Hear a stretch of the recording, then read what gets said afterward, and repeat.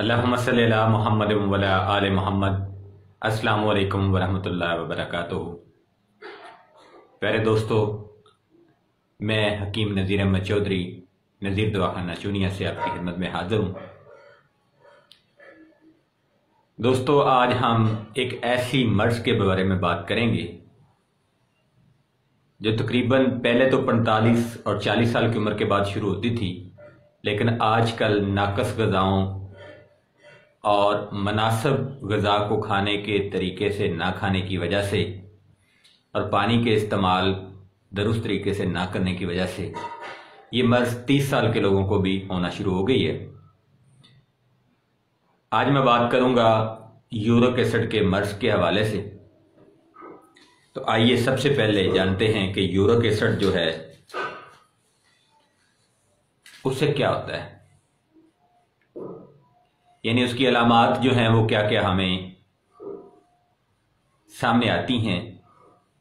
सबसे पहले छोटे जोड़ों का दर्द होना शुरू हो जाता है, जैसे उंगली का दर्द, घुटने का दर्द, एड़ियों का दर्द, टखने का दर्द, और फिर आहिस्ता आहिस्ता ये बड़े जोड़ों के दर्द की तरफ भी चला जाता है। असल में इसमें होता क्या है? मेरे कुछ दोस्त कहते हैं कि अब बस कर दें, और चंद लोगों ने बड़े अजीब से कमेंट्स भी किए, लेकिन मैं फिर भी उनका शुक्रिया अदा करता हूं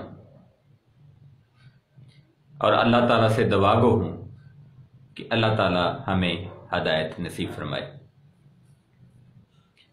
और जिन चीज़ों की हमें समझ नहीं है अल्लाह पाक उनकी हमें समझ दे। जो ग़िज़ा हम खाते हैं और ज़्यादा मकदार में खा लेते हैं और वो डाइजेस्ट नहीं होती, वो सुदा बन के हमारे मैदे में एसिड पैदा करती है, और उसी एसिड से यूरिक एसिड, कोलेस्ट्रॉल और इस तरह के 132 से ज़्यादा अमराज जो हैं वो जन्म लेते हैं। तो जितने भी मालिजीन हजरात हैं, मैं उन सबसे गुजारिश करता हूं कि कोई भी मर्ज़ है मैदे को ना भूलें, मैदे का इलाज उसमें ज़रूर करें, तो इंशाल्लाह आप भी कामयाब होंगे और आपके जो मरीज़ हैं वो भी आपको दुआएं देंगे। मैदे के अंदर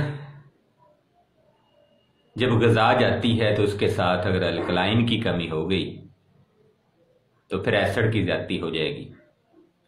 तो इसलिए खाने को मुंह में अच्छी तरह से चिबा के खाएंगे तो मुंह में जो लाभ है वो उसके साथ शामिल होगी, तो वो अल्कलाइन ही होगी और आपको यूरिक एसिड से छुटकारा मिल जाएगा।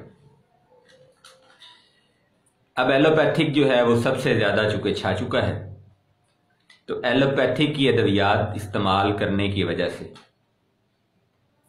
गुर्दों के अमराज जो हैं वो ज़्यादा होते हैं, क्योंकि जब एलोपैथिक अद्वियात इस्तेमाल की जाती हैं तो फिर खून को गुर्दों ने साफ करना है, गुर्दों में उन अद्वियात के असर रह जाते हैं। अब आते हैं जी कि इन अमराज से छुटकारा अगर हमने हासिल करना है तो कैसे करना है। सबसे पहले जिन लोगों को खुदा न खास्ता यूरिक एसिड का प्रॉब्लम है वो आज से डालडा घी और डालडा ऑयल की जान छोड़ें, छड़वाएं नहीं छोड़ें। सरसों का ऑयल जो कि बासानी दस्तयाब है और बहुत सस्ता है, उसमें खाना बना के खाएं, क्योंकि अब देसी घी तो मिलने वाला नहीं है, तो लिहाजा सरसों का ऑयल आप इस्तेमाल करें। दूसरा, खुराक अपनी कम खाएं।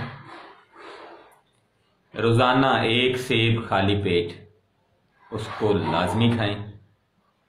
पानी का इस्तेमाल जिस कैलकुलेशन के तहत मैंने बताया था कि अपने वज़न का 11वां हिस्सा ज़्यादा से ज़्यादा और जो आप खुराक खाते हैं उसका 11 गुना कम से कम पानी आप पिएं। ये बहुत ज़रूरी है।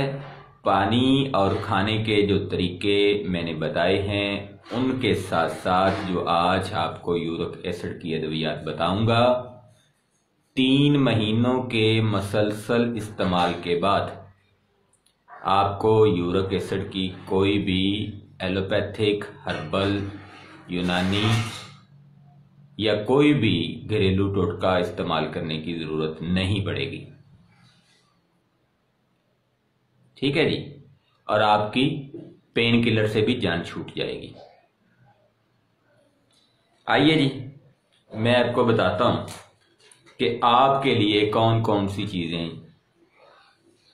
फ़ायदामंद हैं, यानी वो लोग जिनको खुदा न खास्ता यूरिक एसिड का प्रॉब्लम है।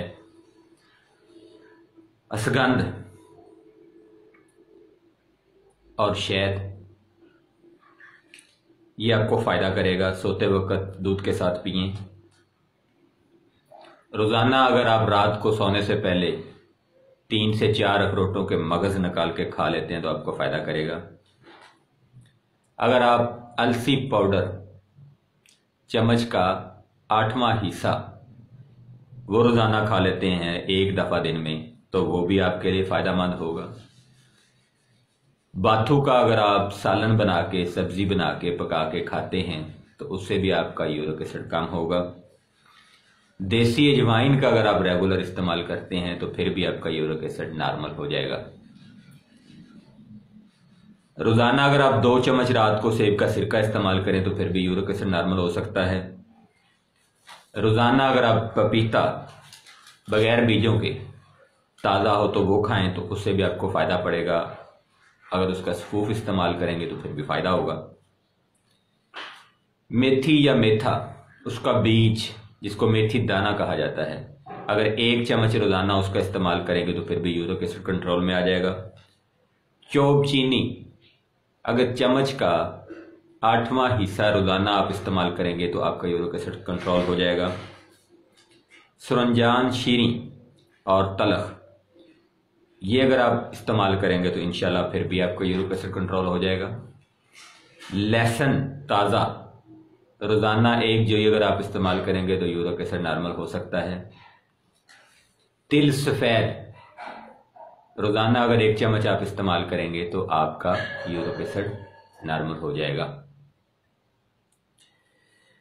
अब अगर आप इसको कुछ इस तरह से कर लें कि एलोपैथिक अद्वियात की बजाय मैं आपको चंद चीज़ें बताता हूँ, उनको घर में तैयार कर लें और 3 महीने सर आप इस्तेमाल कर लें तो इंशाल्लाह सर आपको किसी किस्म की कोई दवाई लेने की ज़रूरत नहीं है। लेकिन मेरी शर्त वही है कि पानी आप पिएं जो तरीका हमने आपको बताया है, खाना आप खाएं जो तरीका हमने आपको बताया है, और ज़्यादा मकदार में ना खाएं, भूख लगे तो खाएं, तो इंशाल्लाह आपकी यूरिक एसिड से जान छूट जाएगी। आइए जी, एक नुस्खे की शक्ल दी है मैंने इसको, वो आपको मैं बताता हूँ। अश्वगंध नगोरी 10 ग्राम, मगज़ अखरोट 100 ग्राम, अलसी 10 ग्राम, बाथू खुश्क किया हुआ 10 ग्राम, तिल सफ़ेद 50 ग्राम, अजवाइन देसी 10 ग्राम, पपीता खुश्क 10 ग्राम, मेथी दाना 20 ग्राम, चौब चीनी 10 ग्राम, सुरंजा शीरी 10 ग्राम, लहसुन पाउडर 10 ग्राम। इन सबको जनाब मिला के